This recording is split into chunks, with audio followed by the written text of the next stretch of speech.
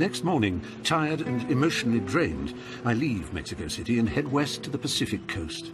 En route, I'm traveling through the state of Michoacán. This is one of the most active and dangerous of all the narco gang zones, home to the infamous Knights Templar cartel.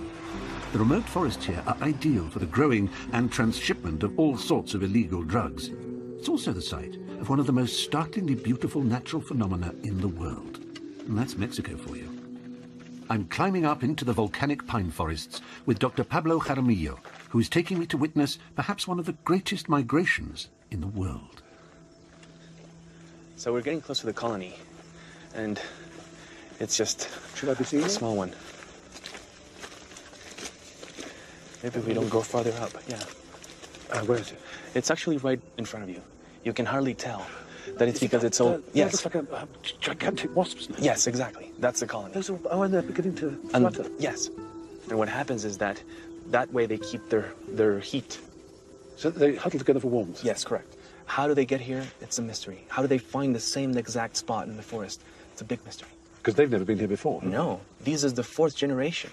So let's say we start with this generation, and this one goes back to the United States at the end of March. And the females need to find milkweed plants to lay their eggs, and then generation 1 starts. And then that generation keeps going northwards, and then generation 2 starts. And then generation 3 starts even farther north, and then generation 4, and sometimes the 5th generation is the one that comes back to Mexico. And 1, 2, 3, and 4 would have died?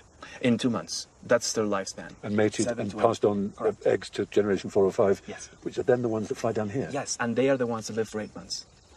And they come down here to find the same trees that their great-great-grandparents were at.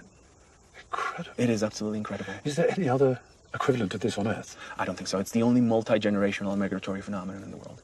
The only one. That should be a song. The only multi-generational migrational phenomenon in the world. There you go. The only organism in the world that does this. It's incredible. I've seen lots of things in my life, but I can honestly say that this spectacle beats them all. These tiny little creatures clustering together in the way they do has moved me beyond anything. It's simply remarkable. When you add to that, beyond the spectacle alone, the idea that they might have traveled 3,000 miles, it simply beggars description. What an extraordinary genetic memory they must have. Truly, madly wondrous. Like Mexico itself.